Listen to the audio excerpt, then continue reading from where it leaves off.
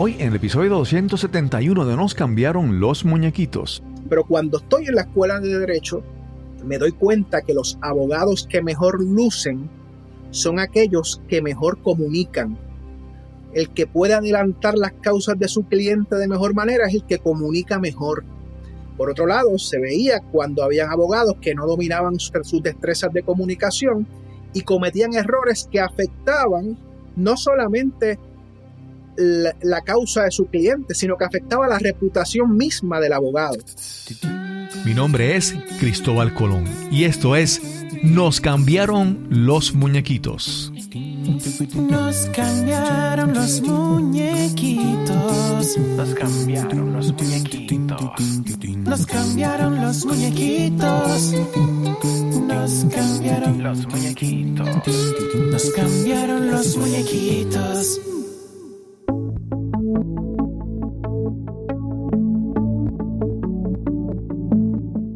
Gracias por acompañarnos en este nuevo episodio de Nos cambiaron los muñequitos. Queremos inspirarte y ayudar a adaptarte al cambio con una historia, una conversación en cada episodio. La forma en que nos comunicamos con los demás y con nosotros mismos determina en última instancia la calidad de nuestras vidas.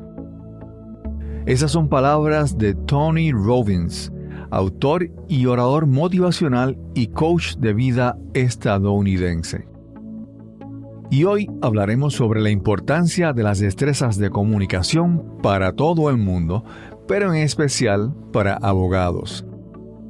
Te presento a nuestro invitado de hoy. Hola, yo soy Javier Francisco Ramos Rodríguez, abogado de profesión, profesor, comunicador y autor de mi nuevo libro Abogar es Comunicar, la guía para dominar el tribunal de la opinión pública y triunfar en el tribunal judicial. Javier es un amigo humacaeño, abogado y profesor del recinto de Humacao de la Universidad de Puerto Rico, entre otras cosas. Hoy conversaremos sobre su trayectoria y su nuevo libro, Abogar es Comunicar. Este es el episodio número 271 y conversamos con Javier Francisco Ramos Rodríguez. Saludos. Recientemente, la mayoría de las entrevistas son remotas, a distancia, a otros países, o he tenido la oportunidad de conversar con un par de personas del pueblo de Humacao, por ejemplo, la Guayaba Tostada. Estuvimos grabando ahí y fue en persona. Pero hoy estamos con alguien que es cerquita, pero estamos usando la tecnología, que es lo que mejor nos conviene. Y hoy tenemos la oportunidad de conversar con Javier Ramos. ¿Cómo estás, Javier? Yo estoy muy bien, Cristóbal. Muchas gracias por tenerme aquí. Saludos a ti y al público que nos va a escuchar próximamente en el podcast.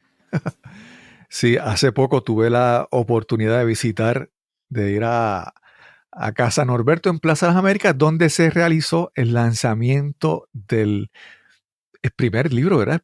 Tu primer libro. Es mi primer libro publicado. Tengo unos manuscritos por ahí anteriores, pero nunca los he publicado, así que hay proyectos en el futuro. Súper.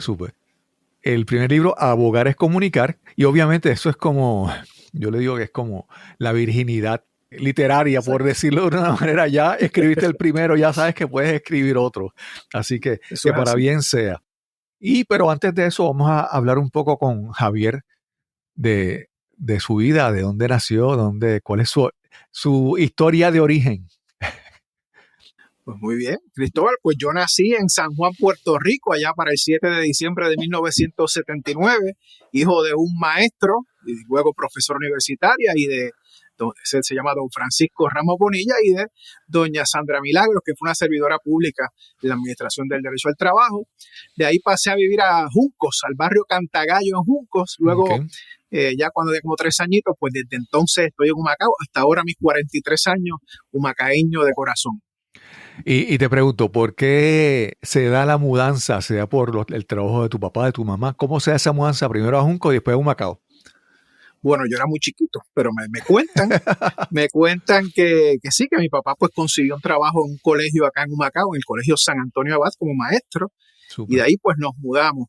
En Junco nosotros vivíamos en una casa a los altos de mis abuelos paternos. Luego, cuando venimos a Humacao, se repite el asunto y venimos a vivir sobre la casa de mis abuelos maternos en Humacao. Y es la misma casa donde estoy viviendo yo actualmente, luego de 41 años desde esa mudanza.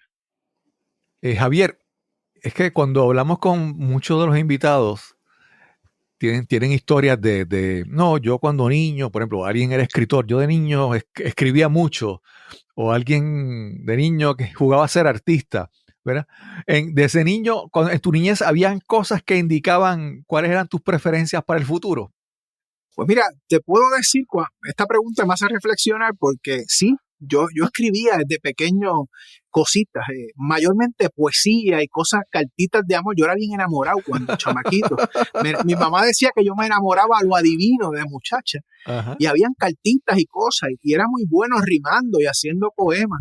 De hecho, uno de los manuscritos que te menciono es un libro de lo que yo entiendo que es poesía, ¿verdad? No claro, pasa el filtro de nadie que sepa de literatura, pero ahí vamos. Así que yo creo que sí, eso y dibujar. Yo dibujaba mucho, en algún momento pensaba que quería ser ingeniero, arquitecto, algo así, pero después me di cuenta que la vida real, las matemáticas no eran lo mío y pues abandoné esos sueños. Sí, sí.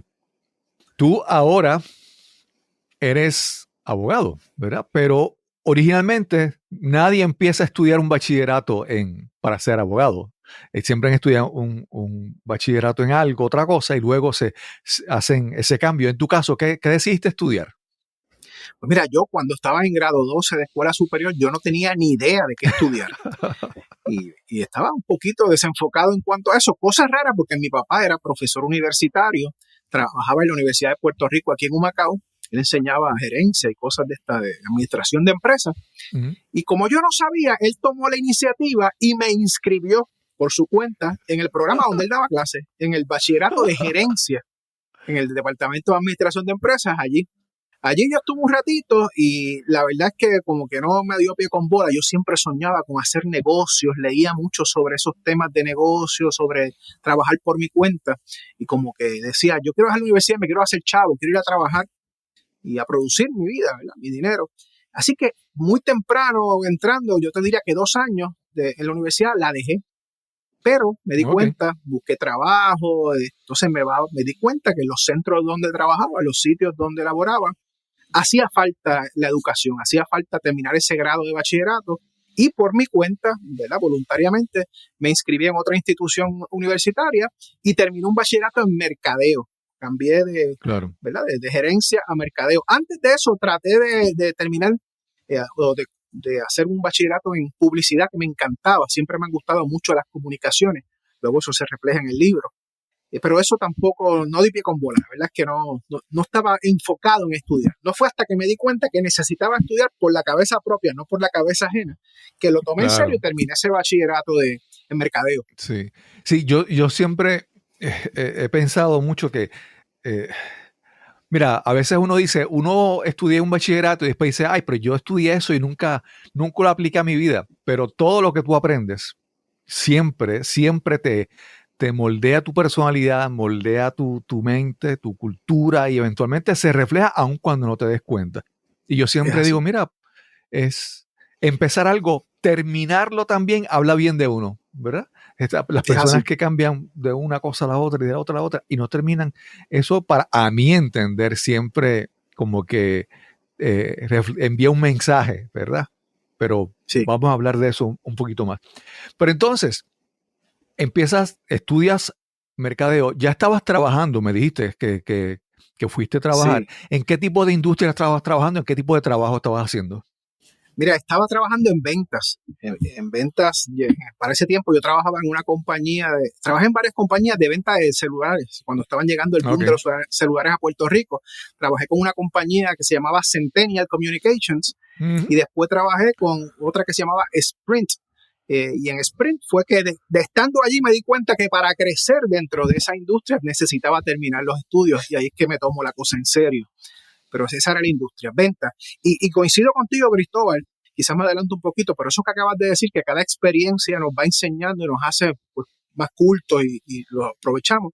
Ese fue mi caso porque los procesos de venta, desarrollar la habilidad de vender, ha sido muy importante en todo lo que yo he hecho luego de eso. Incluso en mi carrera como abogado, el hecho de proponerle una solución a un cliente, venderle la solución, cerrar el negocio, saber cobrar, eso ha sido pues muy útil para mí. Claro. No, e incluso, aun cuando tú trabajaras en ventas en la parte de una industria de celulares, que es algo que estaba comenzando, eso refleja también, eso habla de que tú estás dispuesto a aprender cosas, ¿verdad? Que no es que solamente estás en esto, es que tú te puedes, porque en la vida hay que adaptarse, reinventarse, aprender cosas nuevas y obviamente la experiencia de nosotros, ¿verdad? La trayectoria nos aporta a demostrar que podemos hacerlo. Así que, sí. Pero todavía de ventas de celulares, como que veo trato de conectar el tramo entre lo que eres ahora y eso, todavía me cuesta como que en algún momento decidiste, tú terminaste el bachillerato en mercadeo, pero en algún momento decidiste que querías hacer algo más, ya sea como abogado, relaciones públicas. ¿Qué vino primero en ese camino? Mira, lo primero que vino fueron los negocios. Yo quería trabajar por mi cuenta, como te decía, y pues conocí una persona que es bien importante mencionar porque quizás ahí podamos hacer ese enlace en lo que ha sido mi trayectoria.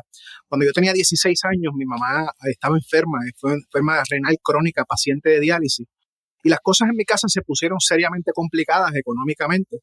Y mi papá, pues, tenía un compañero profesor que yo atesoro, ¿verdad? Lo considero un mentor y un padre para mí también, el licenciado Héctor Romel Cintrón. Él era dueño de una librería que se llamaba Librería El Búho en Humacao.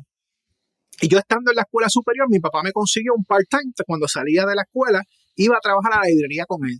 Pero estando allí y en ese tipo de dinámica económica fuerte en la casa, pues mi papá se metió en un negocio de estos de pirámides o multiniveles de mercadeo. Y empezó a vender ollas y a vender destiladores de agua. Y yo como que ese ambiente me gustó y me metí con él ahí. ¿Qué pasa? La primera persona, el primer prospecto para venderle algo fue mi jefe, Héctor Romel Cintrón. Y yo voy donde Héctor Romel Cintrón y le pido una cita para venderle un destilador de agua. Y Romel se acerca y me dice, me pone un libro en las manos y me dice, Javier, toma, yo te voy a regalar esto.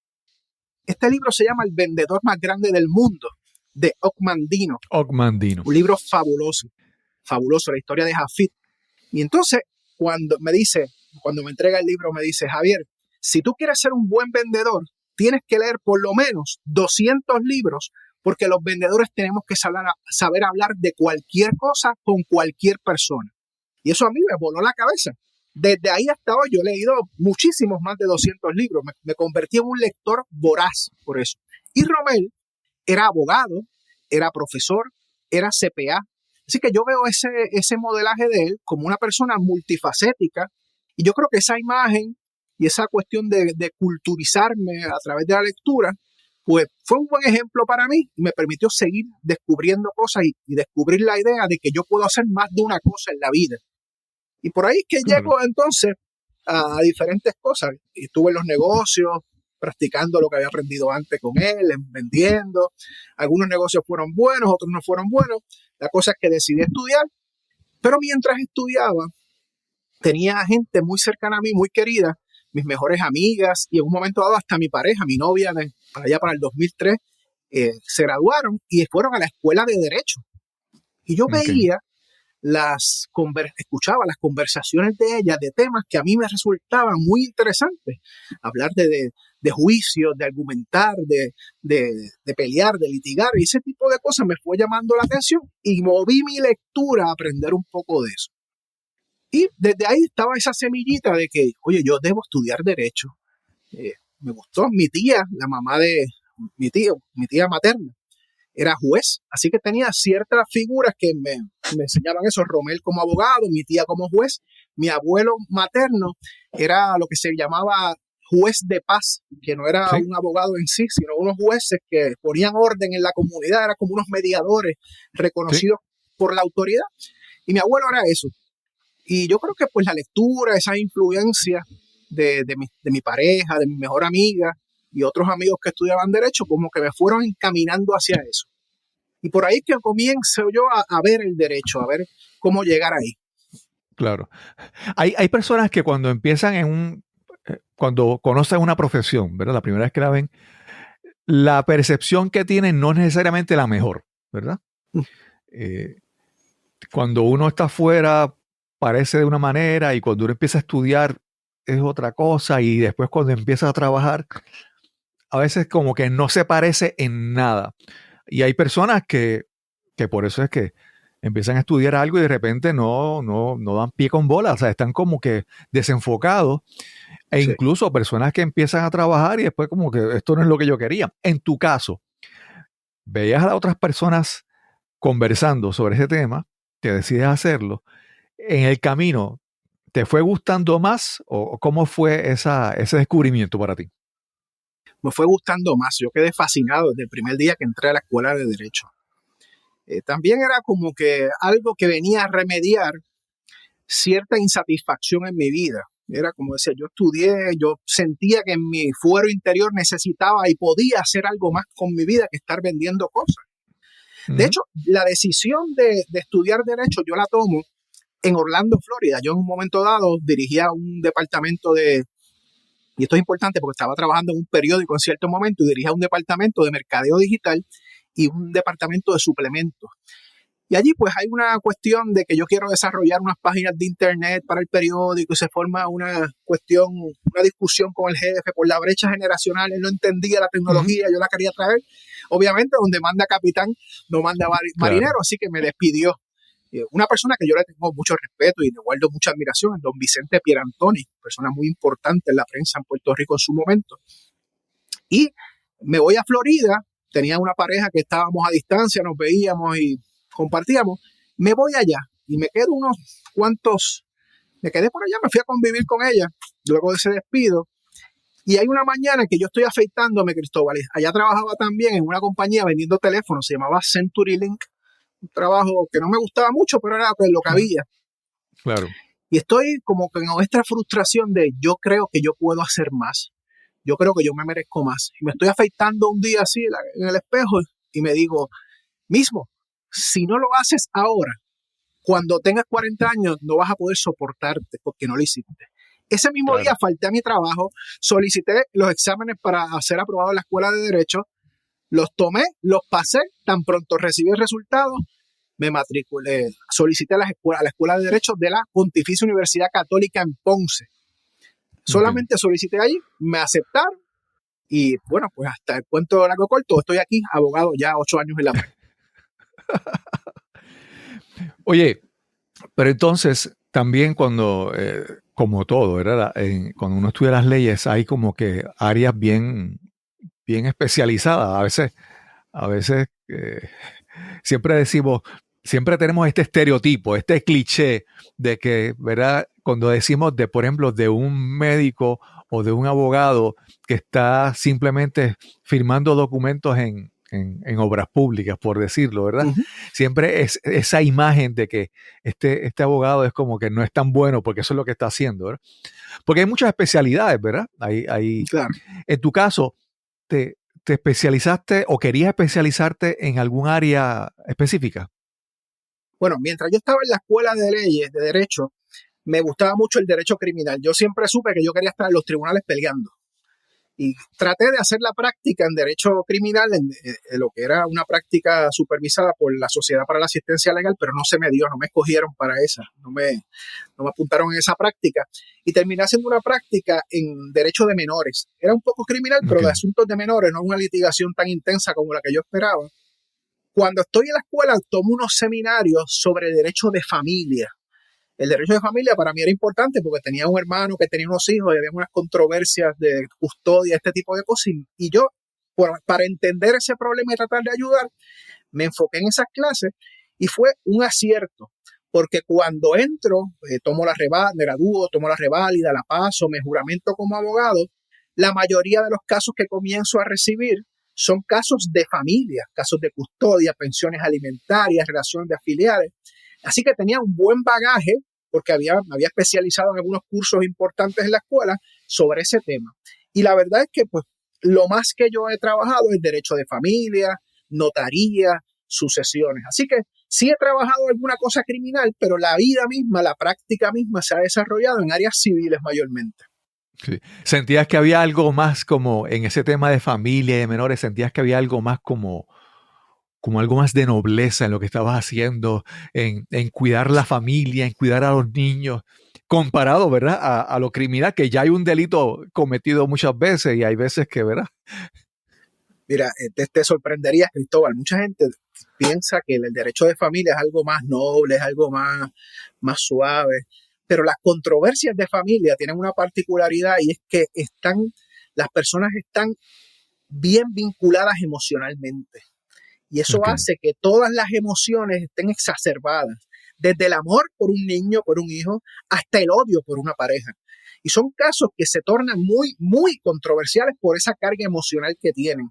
Y la litigación, aunque pudiera parecer, en las escuelas de derecho bromean con la gente que le gusta el derecho de familia, dice, eso es como muy fresita. Y yo, mire, eso no es fresita nada. Hay controversias muy áridas, controversias que la litigación se tiene que tornar muy fuerte, agresiva, en cierta manera. Cuando un padre está luchando por su hijo, le pone mucha intensidad. Cuando una madre está luchando por la custodia de su hijo, pues también le pone mucha intensidad, y eso por los abogados, aunque nuestro trabajo es ponerle sentido jurídico a esas emociones, lo cierto es que la carga nos percola, ¿verdad? Se vuelve una litigación emocional e intensa, más bien desde el punto de vista del abogado. Así que es una práctica que a mí me gusta mucho, me disfruto el litigio, me disfruto estar en la corte muchísimo, de verdad que me lo disfruto a cabalidad. Javier, como te mencioné ahorita un estereotipo, ahora viene otro estereotipo de estos abogados que son bien estrictos y bien agresivos con su palabra, ¿verdad? En tu caso, es que también con el paso de los tiempos todo esto ha cambiado, y hace tal vez unas décadas atrás no se escuchaba hablar de esto de inteligencia emocional, ¿verdad? Y tú, viniendo del mundo de las ventas, entrar a trabajar con esta especialidad de la ley, te requería ser hasta cierto punto consejero, psicólogo, o utilizar aquellos 200 libros que te recomendó el licenciado de la librería. Ciertamente, el abogado, cuando recibe a un cliente, lo primero que recibe es un derroche de palabras y emociones, y uno tiene que, pues muchas veces, controlar eso, ¿verdad? Dirigir la conversación a los temas importantes y pertinentes para las causas jurídicas, pero siempre con empatía. Mi práctica siempre ha sido muy empática. Yo quiero entender las emociones que hay detrás, porque me parece que eso me hace más efectivo al llevar los mensajes y la estrategia de litigación a la corte. Y también, pues, uno a veces, en la mayoría de las ocasiones, uno busca resolver los problemas sin llegar al tribunal por muchos factores. Primero, porque es menos oneroso para el cliente. Sabemos que en Puerto Rico, pues, estamos ante una economía muy, muy cuesta arriba para muchas personas. Y la verdad es que litigar en la corte cuesta dinero. Nosotros los abogados, pues, no podemos regalar el trabajo.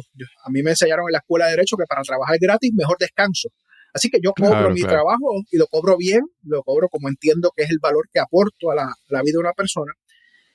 Y por eso a veces buscamos unos canales alternativos para resolver las controversias. Y en esos canales alternativos la inteligencia emocional es importante, la madurez que uno pueda tener, y la cultura y la empatía para entender no solamente a mi cliente, sino qué hay de la otra parte y cómo podemos armonizar para resolver controversias. Cuando es inevitable, o cuando mi cliente dice directo, vamos para el tribunal, pues santo y bueno, vamos al tribunal y allá haremos lo que haya que hacer. Claro. No, y hablabas también del costo, ¿verdad? De una litigación larga, obviamente el costo, pero cuando hablamos del tiempo, dicen que el tiempo cura las heridas, pero muchas veces lo que hace es que extiende el sufrimiento de esa herida. Claro, si estamos con un problema y estamos con un caso en un tribunal que se toma mucho tiempo, es sostener esa angustia, por decirlo de una manera, por mucho tiempo. Así que, ¿verdad? Así es muy importante, yo creo, para mí, eso de la inteligencia emocional y la empatía. Javier, hablamos de que trabajas con el derecho de, ¿verdad?, familia, pero hay otro aspecto, hay dos aspectos ahí que todavía no he logrado determinar de dónde salen, y es la parte de que terminas trabajando en la universidad, terminas siendo profesor en la parte, ¿verdad?, educativa y también en relaciones públicas. ¿Cómo entonces esto poco a poco va llegando? Porque me parece que cuando hablabas del abogado, el licenciado dueño de la librería, que tú lo veías como un hombre, por decirlo de una manera, como renacentista, polifacético, poco a poco te has ido convirtiendo en algo parecido, ¿verdad? ¿Cómo entonces llegan esas dos etapas también a tu vida? Pues mira, como te había dicho, en algún momento dado, previo a terminar mis estudios de bachillerato, tuve un coqueteo con el mundo de la publicidad, de las comunicaciones. Y es que me fascinaba, porque los primeros libros que leía yo a sugerencia de Héctor Romel fueron libros de negocio, especialmente de mercadeo. Recuerdo un libro importante que se llamaba Las 22 leyes inmutables del mercadeo. Y fueron cosas que me llamaron mucho la atención, que a la larga están íntimamente relacionadas con las relaciones públicas y las comunicaciones en general. Pues nada, tengo esa espinita por dentro, termino el bachillerato y te conté cómo fue a estudiar leyes, pero cuando estoy en la escuela de Derecho, me doy cuenta que los abogados que mejor lucen son aquellos que mejor comunican. El que puede adelantar las causas de su cliente de mejor manera es el que comunica mejor. Por otro lado, se veía cuando habían abogados que no dominaban sus destrezas de comunicación y cometían errores que afectaban no solamente la causa de su cliente, sino que afectaba la reputación misma del abogado. Y eso para mí fue un descubrimiento fascinante. Termino la escuela de Derecho, tengo esa visión ya definida. Incluso cuando estaba en la escuela hasta me dediqué a cultivar esas destrezas, porque me matriculé en clases de litigación, estuve compitiendo en competencias de debate jurídico a nivel nacional de Puerto Rico. Representé a mi escuela en 2 ocasiones en una competencia de debate jurídico muy importante en las escuelas de Derecho, que se llama la competencia de debate jurídico Miguel Velázquez. Y participé, nunca gané, pero hicimos un buen papel. Claro. Y de ahí, pues, se van fusionando estas dos cosas, de que la abogacía está intrínsecamente relacionada con las comunicaciones. Salgo de la escuela, comienzo a trabajar 2 años en la práctica y como que me hacía falta estudiar. Y es ahí que digo, bueno, pues voy a hacer una maestría en relaciones públicas, que eso es comunicación estratégica, cómo yo uso las comunicaciones, los medios de comunicación para alcanzar objetivos. Eso es comunicación estratégica, eso es relaciones públicas. También hay una intersección entre lo que hacemos los abogados, que es manejar las crisis de las personas, las crisis jurídicas que afectan pues, grandemente las emociones, el patrimonio de la gente, pero también me di cuenta que en relaciones públicas hay una clase sumamente importante que se llama comunicación de crisis. Y eso para mí fue como que, ¡boom!, esto es abogacía pura, porque estoy abogando ante la opinión pública por la reputación de mi cliente, por la permanencia misma en el mercado de un cliente corporativo o una figura pública. Ya tú sabes todos estos chismes que se forman, un artista dice o hace algo mal, algún caso de hostigamiento sexual, pues todo eso se maneja. Todas esas cosas que uno ve en la prensa, esas entrevistas, esas noticias, todo eso está articulado estratégicamente. Y eso es lo que hace un relacionista público y me resultó tan parecido a lo que hace un abogado que terminé bajo la conclusión de que abogar es comunicar. ¿Y la educación? ¿Cómo llegas a entrar a la universidad? Ahí entré por pura necesidad y por ejemplo. Como te había dicho, mi papá fue profesor universitario por 20 y pico de años en la Universidad de Puerto Rico y Héctor Romel, el jefe de la librería, pues era su compañero profesor. Así que esta dinámica pues la conocía bien. Yo veía a mi papá dando clases, veía a mi papá preparándose para dar clases. Y una cosa bien importante, yo veía cómo mi papá recibía el cariño de sus ex alumnos en el diario vivir, en ir al banco, profe, ¿cómo usted está? En la calle, en un supermercado, profe, qué bueno verle, qué buena fue su clase, todavía lo recuerdo, aquella anécdota y toda esta cosa. Así que le comencé a tener un respeto a la profesión de mi padre. ¿Qué pasa? Me gradúo de Derecho y hay un proceso larguísimo, es que tú te gradúas, te vas a estudiar para reválida de 3 a 4 meses, tomas la reválida y no puedes trabajar como abogado por varios meses en lo que te dan el resultado de reválida. Y si pasas, tienes que esperar un proceso que se llama la juramentación, que es que el Tribunal de Supremo Puerto Rico te autoriza a ejercer. Así que habían como unos 6 a 8 meses que yo no encontraba qué hacer con mi vida. Y yo dije, bueno, pues voy a buscar trabajo en una universidad. Para ese momento había un abogado que estudió conmigo que se llamaba Frank Lacourt, y Frank estaba dejando un trabajo de profesor en la Universidad del Este, ahora es Ana Geméndez, en Carolina. Y yo había comentado que estaba buscando trabajo y él me ayuda a entrar, a sustituirlo a él, a asumir su plaza en la universidad. Y esa fue mi primera experiencia. Allí enseñé ciencias sociales, sociología de la conducta criminal, leyes penales especiales, que son temas íntimamente ligados a lo que hacemos los abogados. Es derecho puro, enseñándolo a nivel de bachillerato. Y de ahí es que llego a la academia, tengo esa experiencia, estando ese semestre enseñando allí, me llega el resultado de reválida, afortunadamente la paso en el primer intento, y coincide eso con que se abre una oportunidad en la Universidad de Puerto Rico en Humacao, enseñando ciencias sociales, principios de economía, política, que también está íntimamente ligado al derecho, y sistemas políticos, que es lo que estoy enseñando ahora de Puerto Rico y de Estados Unidos. Y por ahí es que llego, y llevo pues los mismos años que llevo de abogado, son los mismos años que llevo de profesor. He mantenido siempre las dos profesiones porque me encanta. Y la academia la veo como una terapia. El trabajo estresante de la abogacía se balancea con el trabajo más relajado y estando con gente joven y hablando de esperanza y de futuro con los estudiantes. Sí. Por ahí va la cosa. Hago una pausa en esta interesante conversación con Javier Ramos para mencionarte algo muy importante. Y es que quiero anunciarte que ya está publicado y disponible mi primer libro, Cueva Ángeles, Lecciones desde lo más profundo. Te cuento de qué trata este libro.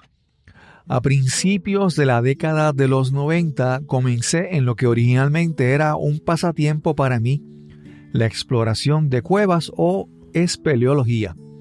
Pero después este hobby se convirtió en algo muy importante en mi vida. En ese libro comparto la historia de una de las primeras exploraciones en las que participé en Cueva Ángeles, Puerto Rico.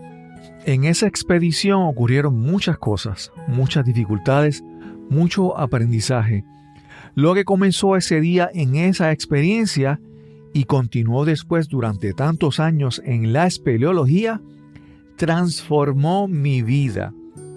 Aprendí muchas lecciones, muchas de esas las he incorporado a mi vida profesional, mi vida personal, mi vida fuera de una cueva.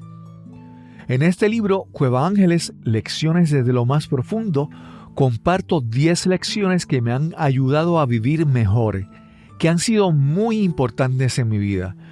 Todo superpuesto en la narración de esa primera exploración en esta impresionante cueva, donde enfrentamos la crecida del río Camuy y quedamos atrapados por horas.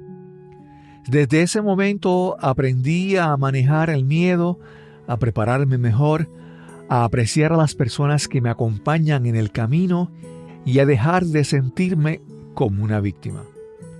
Te recomiendo que visites la página cuevaangeles.com.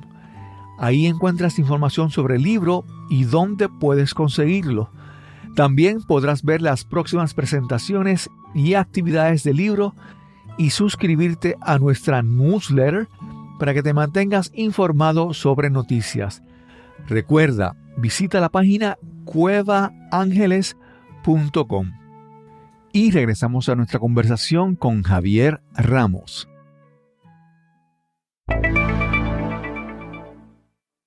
Javier, mencionaste algo hace un momento y para abordar ese tema, te quiero hacer una historia, ¿verdad? Yo estudié en la Universidad de Mayagüez y yo tenía un compañero, un amigo, compañero de apartamento, que para darte un ejemplo, una noche salíamos de fiesta o de algo y él tomaba de más y hacía unas ridiculeces. Y al otro día, cuando yo contaba las cosas que él hacía o decía, él tenía la habilidad de desmentir lo que yo decía, ¿verdad? Y hacerme lucir como que yo estaba mintiendo y él tenía la verdad. Entonces, siempre ese ejemplo yo lo menciono porque a veces pensamos que lo importante es saber la verdad, tener la razón, tener los datos, almacenar la información y nos olvidamos de cómo presentamos todo eso, los datos, la información. Y por eso entramos en lo que tú mencionas, ¿verdad? De las personas que pueden comunicar bien, que pueden decir bien en palabras y hacer la diferencia. Como te mencioné, en el caso de mi amigo que me hacía lucir como que yo era el mentiroso, aun cuando yo tenía la verdad de mi lado. ¿Cómo entonces?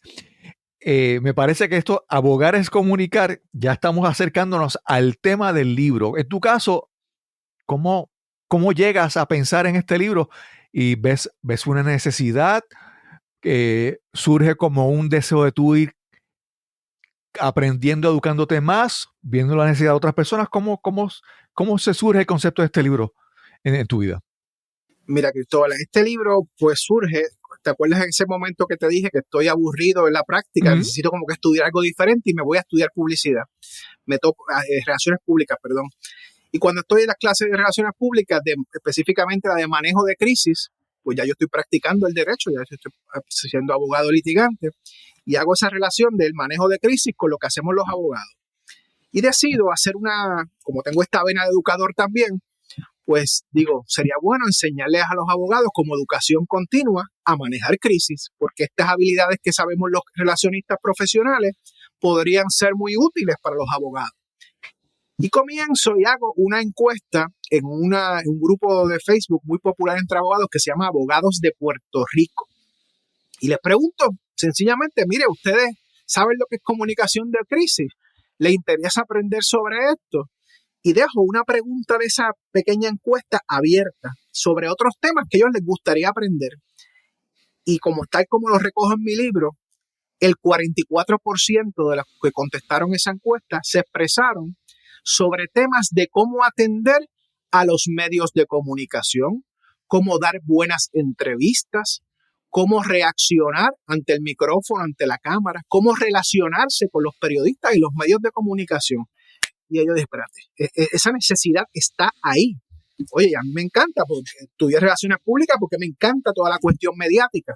Yo tengo amigas que me han dicho que yo nací para tener público, así que claro. A mí siempre me ha gustado esta cuestión de comunicar. Y ahí comienzo y digo, bueno, esto es son buenos datos, esto me valida. Primero que abogados tienen una intersección directa con comunicarse, lo que hacemos los abogados es hablar, escribir, eso es comunicación básica. Y de ahí es que sale la idea del libro, Cristóbal. Entonces comienzo a investigar, comienzo a leer, me doy cuenta que no hay literatura sobre eso en Puerto Rico. Eso es lo que hace mi libro tan especial para mí, que es pionero en el tema, en atacar este tema aquí en Puerto Rico. Y mira, si tú miras la prensa, te darás cuenta de que los casos mediáticos ocupan gran parte de la discusión en la opinión pública. Se vuelve como una trama que la gente se le hace difícil despegarse de los casos, se vuelve como una novela, como una serie de Netflix. Recordemos los casos de Jensen Medina, de Félix Verdejo, de Wanda Vázquez, muchos casos mediáticos que acaparan la atención. Esto va por ahí. Pues vamos a darle en esa vena que yo tengo de educador, vamos a enseñarle a los abogados esto que yo sé de comunicación de crisis, de comunicación como relacionista, vamos a intersectar esos dos temas. Y de ahí es que surge Abogar es Comunicar. Sí. En un momento tú diste una presentación y dabas el ejemplo de que te levantabas por la mañana y escuchabas en la radio a tal persona. Y después te montabas en tu vehículo, seguías para tal sitio y escuchabas a esta otra persona.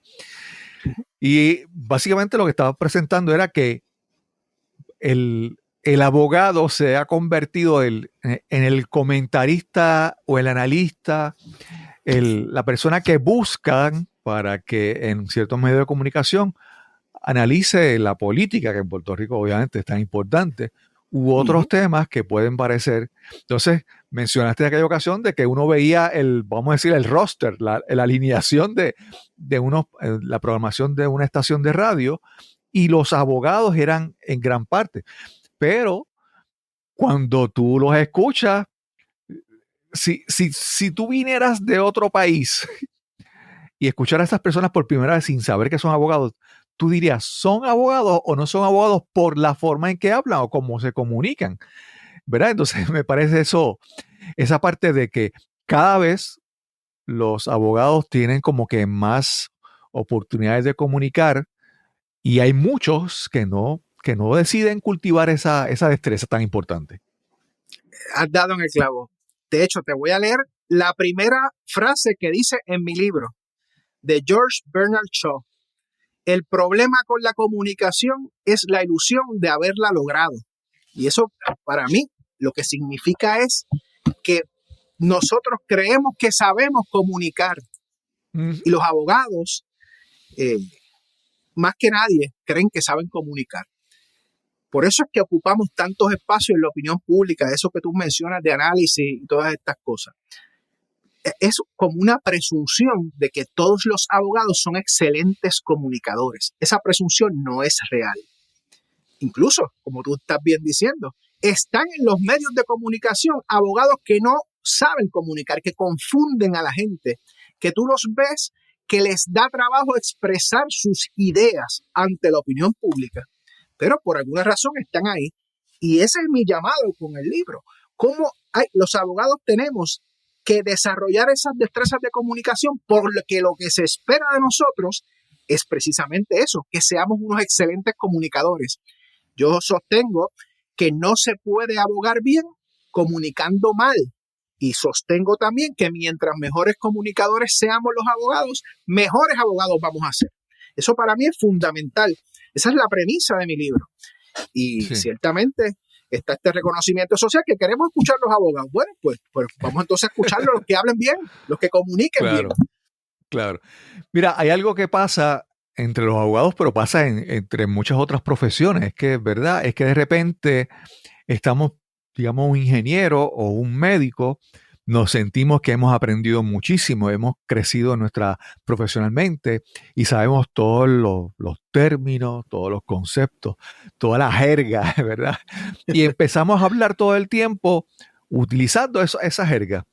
Y eso está bien cuando, por ejemplo, si somos abogados y estamos en un tribunal, pues está bien. O si somos médicos y estamos entre colegas, lo vamos a entender. Pero en estos tiempos, ¿verdad?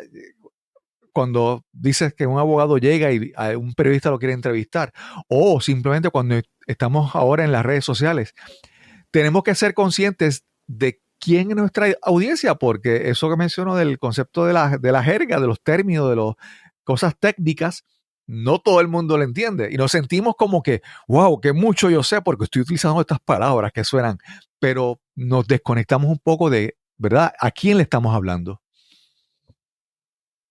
Es así, Cristóbal, y yo creo que la persona más importante en todo ejercicio comunicacional es precisamente la audiencia, a quién yo le voy a hablar. Y hay unas particularidades, ¿verdad? Muchas veces nosotros podemos ser muy eficaces hablando entre colegas, como tú estás señalando, podemos ser buenos conversadores, pero no es lo mismo hablarle, incluso dar una conferencia, uno podría darla y si está entre colegas los términos complicados se van a entender, pero el asunto es, cuando yo estoy hablando en un medio de comunicación, mi audiencia es el pueblo general, desde claro. Ordinario, ¿verdad? Si un tribunal, yo salgo del caso y está complicado y me ponen un micrófono de frente, ¿a quién yo le voy a hablar? Mi audiencia no es el periodista es solamente un instrumento, un filtro que va a coger esas palabras y se la va a hacer llegar a su audiencia, que es mi opinión pública. ¿Cómo yo incido en eso? Pues se hacen falta unas destrezas que no son las mismas que hablar en una conferencia, que no son las mismas que una conversación y que no es lo mismo que hablar entre colegas. Y eso yo creo que falta mucho, que es ponernos en los zapatos de la audiencia. Yo se lo critico muchísimo a los abogados. Mira, el otro día yo estaba en la corte, en una sala de un caso de embriaguez, y hay varias personas que habían cogido borracho guiando allí. Y el juez le está dando un sermón y diciéndole, usted aquí se presume que usted es inocente hasta que se pruebe lo contrario. ¿Usted entiende eso? Y todo el mundo dice que sí, porque ¿qué le va a decir al juez? No, claro. Porque usted, por la ley tal, con el artículo tal, dice que usted tiene que cumplir una pena y que la pena es consecutiva o es concurrente. Mire, el acusado que está allí no entiende un demonio lo que le están diciendo. Claro. ¿Quién lo entiende? El abogado tiene el deber de explicarle. Pero ¿por qué el juez no habla un lenguaje que lo entienda? Por esa creernos tan importantes y no bajar el nivel del lenguaje conforme a la audiencia que tenemos. Yo creo que las cortes no están para hablarnos entre abogados, sino para presentar pruebas y servirle al país. Y abogo porque los abogados comuniquemos mejor y dejemos esos tecnicismos atrás y que la gente pueda entender los procesos judiciales a cabalidad. Sí. Javier, en tu libro, obviamente, todos los capítulos, todas las partes, ¿qué áreas o qué herramientas o qué aspectos de la comunicación tú cubres en tu libro? Que obviamente un abogado que está escuchando dice, bueno, ¿qué es lo que él dice, ¿verdad? ¿Qué voy a encontrarme en ese libro? ¿Qué cosas tú entiendes que son importantes que traes y discutes en el libro para cualquier abogado? Mira, el libro tiene 4 áreas fundamentales. Para mí todas son igualmente importantes, pero en diferentes instancias. Lo primero que yo hago en el libro es reconocer ese tribunal de la opinión pública, es decir, todas estas comunicaciones que salen sobre los casos en la prensa, en la radio, en la televisión, que afectan o pueden afectar lo que ocurre dentro de las salas del tribunal. Así que reconozco eso del tribunal de la opinión pública y doy pues unos tips de cómo trabajar con eso eficazmente. ¿Y qué pasa si usted no sabe trabajar con eso? Luego de eso me voy a lo que se llama una auditoría comunicativa. Ahí en ese segundo capítulo lo que proveo es una herramienta para los abogados abogados y otro público en general, porque esto funciona para cualquier persona. Lo que pasa es que yo se lo dirijo a los abogados. ¿Y qué hace ahí? Ahí le doy un proceso para que se autoevalúe y descubramos cuáles son sus fortalezas y sus debilidades como comunicadores. Luego de eso, en el tercer capítulo, voy a lo que es la comunicación no verbal, que se ignora muchas veces. A nosotros desde chiquitos nos decían que la comunicación es que hay un emisor y un receptor y uno tira un mensaje por un canal y allá le entienden o no le entienden. Pero nadie nos dijo que el cuerpo también es un emisor de información, sumamente importante. Pues hago consciente a mis compañeros abogados y al público que lea este libro de la importancia de cómo usted se para, cómo usted se viste, qué gestos usted usa, qué microexpresiones, cómo usted varía el tono de su voz. Ese tipo de cosas es importante para potenciar la comunicación a todos los niveles. Y luego, en el cuarto capítulo, entramos en detalle en esta cuestión del media training. Cómo como abogados vamos a manejar a los medios de comunicación y a los periodistas.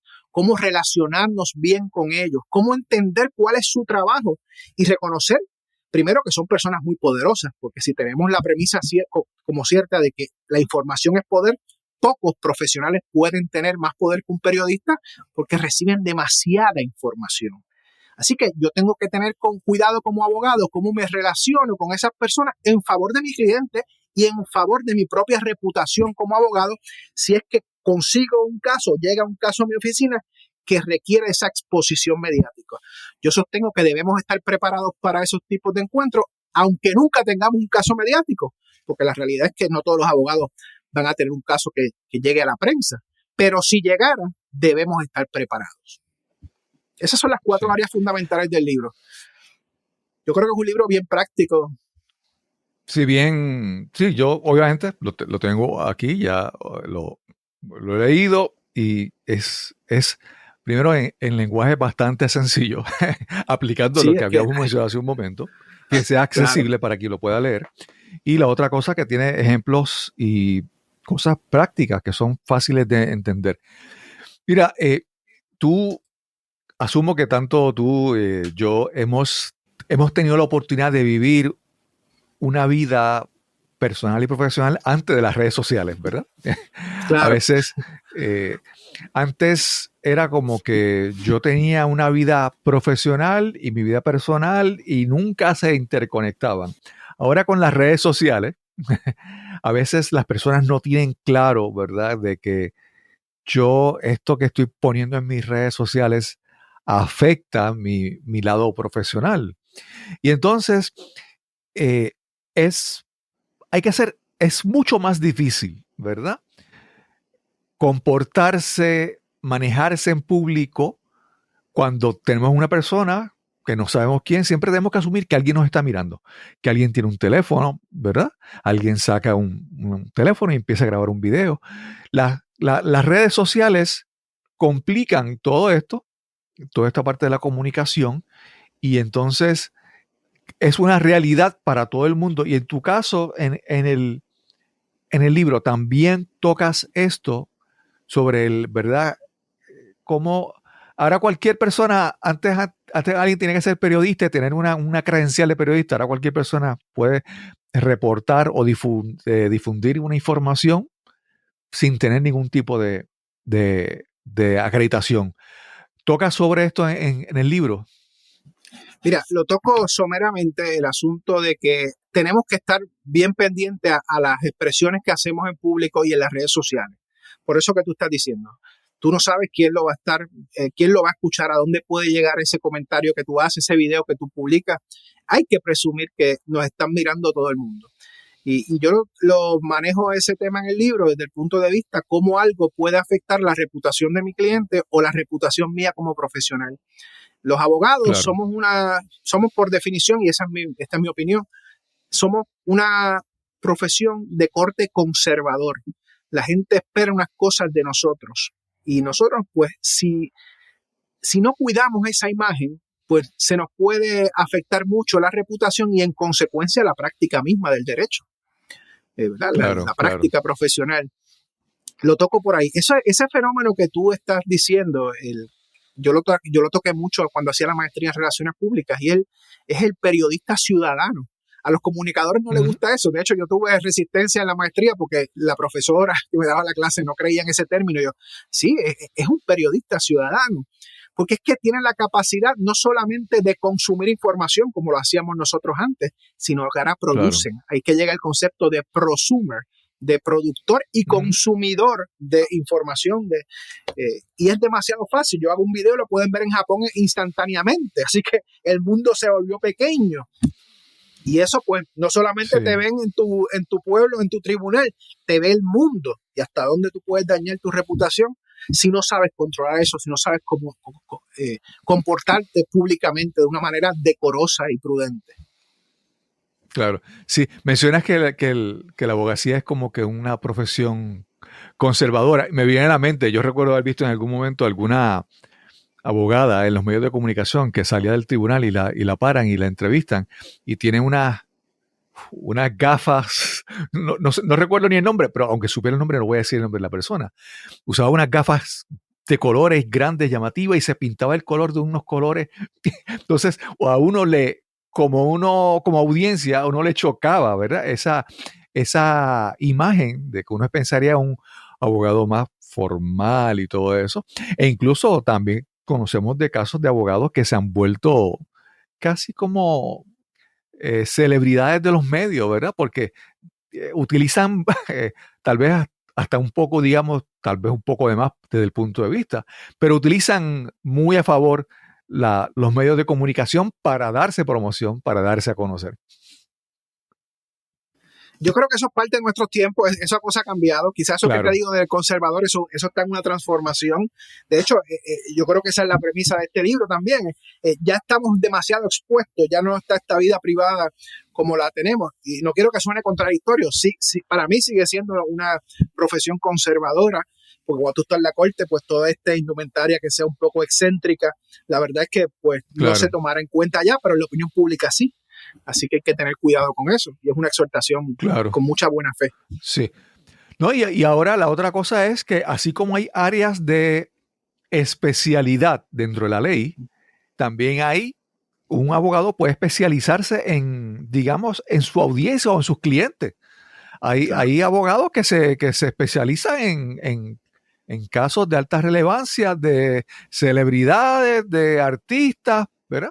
Incluso reconocer que cada vez que se prende una cámara o cada vez que tú estás proyectando, lo mencionaste, tu cuerpo, tal vez estos abogados que mencionamos, es parte del proceso de proyectar una imagen, es una marca profesional y buscan atraer a sus clientes ideales, obviamente como parte de eso.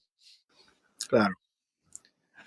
Javier, se ve en el estilo de los abogados, toda esta cosa, una cosa interesantísima. Sí. Ya has tenido la experiencia, ya el libro salió, ya está disponible en Amazon, existe el lanzamiento, has tenido la oportunidad de que varias personas lo han leído. Quiero saber cómo ha sido la acogida o la respuesta, primero, de personas que son abogados que han leído el libro y que si ya te han dado algún comentario, y también de personas que no sean abogados, pero que les interese el tema. ¿Cuál ha sido la respuesta de los lectores? Déjame empezar con los últimos, con los que no son abogados. Ayer precisamente estaba en la Universidad de Puerto Rico antes de dar una clase, y una compañera allí del área de investigación, pues me hace el acercamiento: Javier, estoy leyendo tu libro y está buenísimo, porque aunque es como para abogados, esto funciona para todo el mundo, porque son estrategias de comunicación universales. Y ella sabe un poquito de comunicación, así que pues me validó el hecho de que no solamente un abogado puede beneficiarse con esta herramienta. Desde el punto de vista de profesionales, tanto del derecho como las comunicaciones, una de las cosas que yo hice como estrategia primero para validar el libro y para darle un poco de fortaleza cuando saliera al mercado, fue dárselo a personas claves, expertos en derecho y expertos en comunicación. Busqué relacionistas públicos de primer orden y abogados de primer orden. De hecho, el prólogo está escrito por el licenciado Frank Torres Viada, que es un abogado eminente, muy prominente en Puerto Rico, es quien hace el prólogo. Y lo que me dice, y lo que la reacción de él es: este tema no se toca, este tema es importante, porque es cierto. Nosotros lo que hacemos, evidentemente, es comunicar todo el tiempo. Así que, y él está de acuerdo con la premisa de que mientras mejores comunicadores seamos, mejores abogados vamos a ejercer nuestras funciones de una mejor manera. Lo mismo ocurrió pues con Vanessa Marzán, que es otra estratega muy importante en Puerto Rico en el tema de relaciones públicas y comunicación estratégica. Y ella también coincide en que esto es una herramienta muy importante. Ella dice, el comentario que incluye en el libro: no se ganan casos si usted no sabe comunicar, hay que comunicar bien. Así que desde esos dos grandes mundos, el mundo de las comunicaciones, las relaciones públicas y la comunicación estratégica, desde el punto de vista de los abogados litigantes, pues está atendido ese asunto, está validado lo que traigo con el libro. Una persona muy importante también que escribe en mi libro una reseña es el profesor Jorge Velázquez, que es uno de los personas más influyentes en la comunidad jurídica de Puerto Rico, porque es quien tiene unos productos que se llaman los mamotretos, que son los repasos para las reválidas. Pues él también reconoce la importancia de este tema, él muy influyente, y expertos en comunicaciones como tú, Cristóbal, que eres mentor en comunicación y también me comentaste en el libro. Así que busqué reflexiones de ese tipo de personas que conocen de los temas a profundidad, son expertos y podían aportar valor y hacer un buen examen y una opinión informada sobre el libro. Yo estoy muy contento porque lo han validado de esas dos esferas. Sí. Javier, y hay algo muy importante, es que la gente piensa que tú eres abogado y lo ven como que, pero también eres un comerciante, ¿verdad? Eres un empresario, ¿verdad? Tú haces, como decía hace un momento, tú haces el trabajo para ganar tu dinero. Y entonces yo recuerdo en una ocasión a Warren Buffett, que es un inversionista muy reconocido, él, hablando ante unos estudiantes, él mencionó que si esos estudiantes aprendían public speaking, oratoria, comunicación efectiva, él garantizaba que estas personas aumentaban un 50% su probabilidad de éxito, ¿verdad? Es así. Y entonces, tú como abogado, tu comunicación refleja un mejor desempeño en el tribunal, pero también te va a abrir las puertas a recibir más y mejores clientes, y esto aplica, a mi entender, para casi todas las profesiones. En la manera en que tú puedas comunicar mejor, va a tener más probabilidades de éxito, ya seas vendedor, ya seas educador, ya seas abogado, lo que sea. Siempre para mí la comunicación es algo que no puede ser como que opcional. Yo creo que ya es importante que todo el mundo busque comunicar correctamente. Totalmente de acuerdo, Cristóbal. Y más en estos tiempos que tenemos, que hay tanto ruido, hay tanta información volando por todos lados, se reciben demasiados estímulos y la verdad es que lograr la atención es mucho más fácil cuando uno comunica bien. Y ese es el llamado. Vamos a desarrollar estas destrezas porque todos los aspectos de vida son comunicacionales. Mira, el otro día yo estaba dando un adiestramiento para la Sociedad de Gerencia de Recursos Humanos en Puerto Rico a empleados del Departamento de Salud. Y esta frase que te dije ahorita, mientras mejores comunicadores, mejores abogados seremos, yo la adapté a mientras mejores comunicadores seamos, mejores servidores públicos seremos. Y yo les decía que la importancia de su trabajo La comunicación es a dos niveles. La comunicación con los participantes de sus programas, pero también con sus compañeros de trabajo. Cómo los equipos, comunicándose bien internamente, deben poder hacer un mejor trabajo a favor, primero, de tener un buen entorno de trabajo, se evitan los malos entendidos y servimos mejor a la gente. Eso mismo me lo aplico yo. Mis clientes van a tener de mí siempre una excelente comunicación, van a estar enterados de todo, de la manera que ellos lo puedan entender. Y eso ciertamente es una de las cosas que cuando yo miro la satisfacción de mis clientes, ellos me dicen, estar bien informados y que entiendan el proceso. Sí, a mí me parece que es que muchas veces tenemos el concepto de que no, ya yo lo dije. Yo le envío un email. O ya yo se lo dije en una llamada. Entonces, pensamos que la comunicación es decirlo, pero yo creo que es muy importante que asumamos la responsabilidad de verificar que se entendió el mensaje. Yo te dije algo, claro, lo entendiste. Entonces, no es que yo le escribí, le envié la notificación y ya, es como yo tengo que asumir esa responsabilidad de verificar que la persona, que el receptor entendió lo que le quise decir, ¿verdad? Eso es muy importante. Javier, bueno, mencionaste que estabas dando un taller a empleados, a servidores públicos. ¿Qué intención, verdad? Hay veces que hablamos de que este libro puede venir como parte de un plan estratégico de otras cosas que tú quieres hacer más adelante. ¿Cómo encaja este libro? ¿Qué otras cosas tú quieres hacer? ¿Cómo te ves en el futuro ayudado por este libro? Mira, sí, este libro es como un apalancamiento de, primero, posicionar la marca personal que llevo trabajando por tantos años como profesional del derecho y de las relaciones públicas. Y claro, aspiramos primero a llevar este tema a las escuelas de derecho, a través de seminarios, a través de programas quizás de mentoría, programas, cursos online, todo este tipo de cosas para los abogados y para el público en general. Yo llevo ofreciendo adiestramientos de comunicación previo al libro, pero el libro es como una herramienta para apalancar eso y siempre combinándolo con la parte educativa. Quiero educar a mis compañeros de trabajo, quiero educar a los profesionales, así que por ahí es que van conferencias, talleres, mentorías, todo lo que sea educar en el arte de comunicar bien. Yo creo que la comunicación es esencial en todos los niveles de la vida, como estábamos hablando, desde el personal, el social y el profesional. Así que por ahí es que va, esa es la intención de todo esto. Estamos desarrollando pues, unos productos, unas ideas innovadoras para atender este asunto.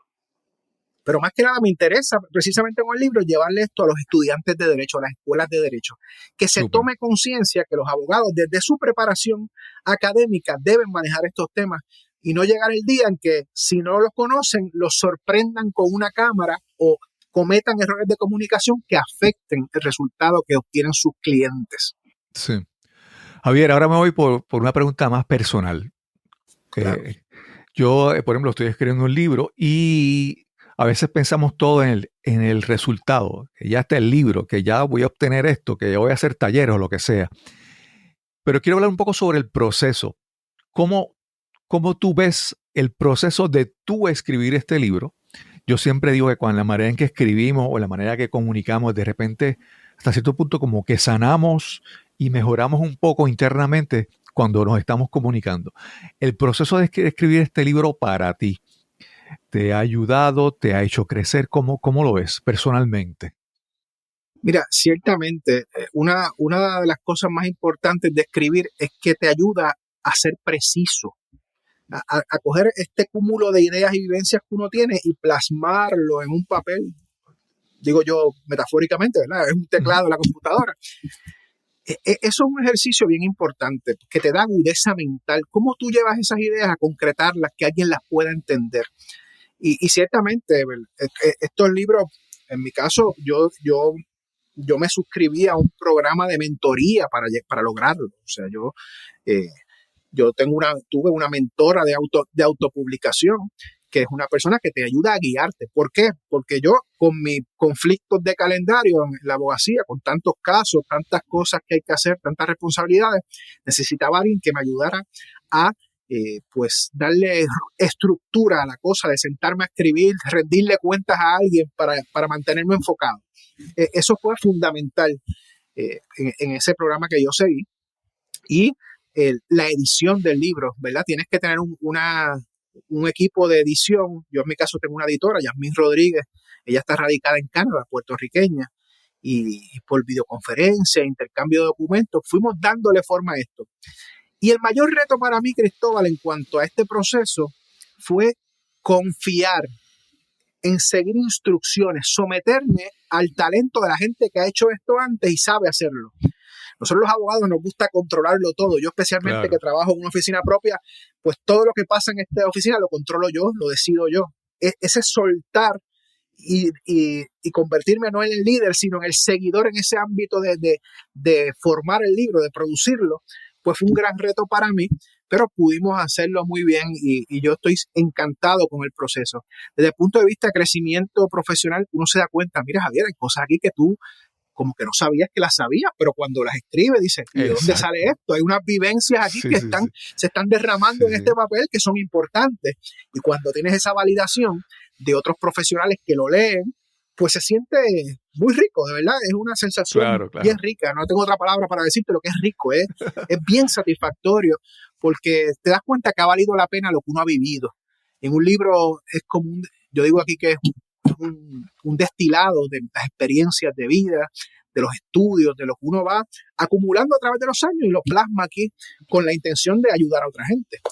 Así que es bien, ese ha sido el proceso. Súper. En tu caso, tu mentora, Anita Paniagua, que ya ha estado en 2 ocasiones. Sí, Anita. Estuvo en una ocasión sola en el podcast y después estuvo en otra ocasión con parte de su equipo.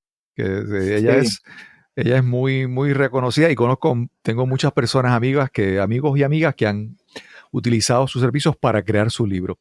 Javier, ¿dónde pueden ahora conseguir el libro? ¿Está en Amazon? ¿Está también en librerías físicamente? ¿Y dónde también pueden conseguir más información sobre ti y tus talleres? Claro, el libro está disponible en Amazon, como bien has dicho, está disponible también en la librería Casa Norberto en Plaza Las Américas y librería Norberto González en Río Piedra. Está disponible también en Ponce, en librería El Candil, y estamos trabajando para llevarlo a las librerías jurídicas de Puerto Rico, Biblioservice. Vamos a estar esta semana pues haciendo unos acercamientos para hacerlo disponible. Y en mi oficina, pues yo tengo mis copias de autor que las puedo hacer disponibles mucho más rápido.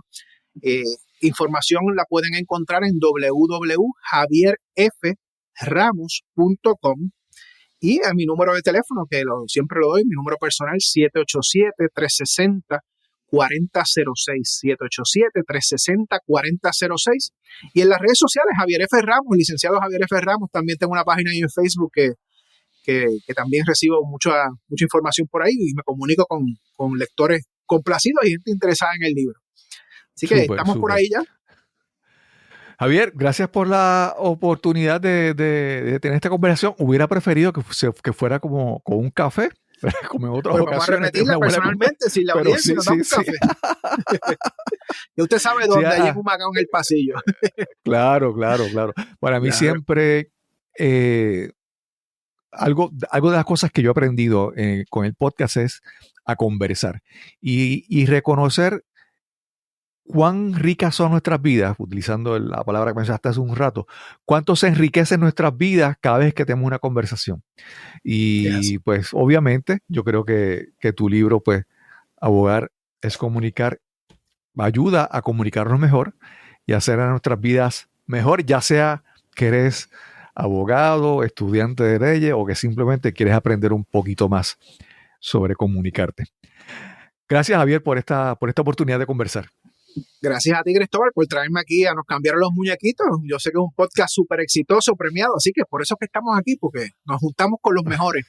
Así que te agradezco la oportunidad de llevar el mensaje a tu audiencia y mucho éxito, y estamos a la orden. Y tú tienes un podcast que yo espero que algún día lo retome. ¿Cómo se llama tu podcast? Si alguien quiere conocer un poco más sobre eso. Bueno, mi podcast se llama Y si no tuvieras miedo. Es un podcast por y para emprendedores. Trabajamos temas de emprendimiento allí, muchas historias de gente que ha hecho cosas buenas y significativas en sus negocios y en sus iniciativas sociales y de liderazgo. Así está un poquito detenido pues por falta de tiempo, pero sí, estoy en ese plan de retomarlo. Y quizás el podcast de Abogar es Comunicar también viene por ahí. Súper, no, y yo a veces me pongo a ver todas las cosas que tú haces y yo digo, la verdad, ¿cómo tiene tiempo? Y yo digo, y ahora que tienes el libro, pues ahora me imagino que también vas a tener que ser tú mismo vendedor, publicista de tu libro. Ya tú sabes. Estamos ahí. Gracias, Javier. A tu orden, Cristóbal, que la pases muy bien. Saludos a todos. Quiero agradecer una vez más a Javier Ramos por esta interesante conversación que tuvimos hoy para este episodio y recordarte que puedes conseguir su libro Abogar es Comunicar en Amazon, también en librerías locales. Y recuerda, ya está publicado mi primer libro, Cueva Ángeles, Lecciones desde lo más profundo.